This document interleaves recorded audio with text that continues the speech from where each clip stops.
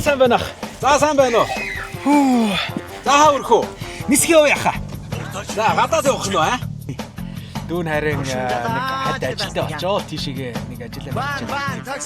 Би ч одоо юу энэ айхтар цастаа өдөр гар мар өгсөн зогсож идэв дээ. Таксины аппликейшн барьдаг юм уу? Тэгээд төхүүлж хахад гарч ирээ сууж мууж болдгоо юм. Тэгээ олдохгүй юм биш үү такси нь.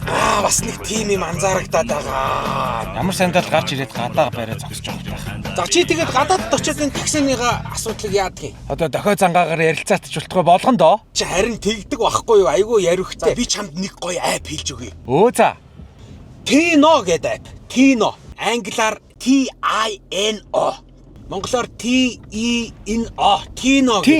Tino гэсэн. За энэ бол шүү дээ. Дэлхийн 57 оронд одоо үйлчилдэг таксины аппликейшн. Өө эн чинь бас зөвхөн такси зөндөө олон өөр юмнууд байдаг юм биш үү? Одоо хамгийн түгээмэл хэрэглэгдэх нь такси юм да. Миний дэ одоо чи аваад татаад одоо гадаад руу явуул их амархан.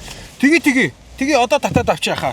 За нэг аппликейшнээр бүх оронд Монгол төгрөгөөрөө Монгол хэлээрээ тооцоогоо хийгээд явах нь вэ шүү дээ. Тэгээд ахаа энэ Монголд ажиллах юм уу? Монголд одоо яг нэвтэрсэн жолооч нараа бүртгэж байгаа гэсэн.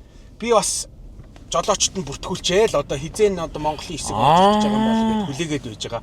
За одоо цаанаас чинь төм бүмэн Аазууд нөгөө физикл Аажааг чи үзсэн Орхон баярыг үнсэх юмсан гэсэн зөндөө хүмүүс шүү дээ. За тэд нар хурж ирээд Монголд аялаад ороод ирэнгүүт энэ Tino аппликейшн онгойлголоо. Воо.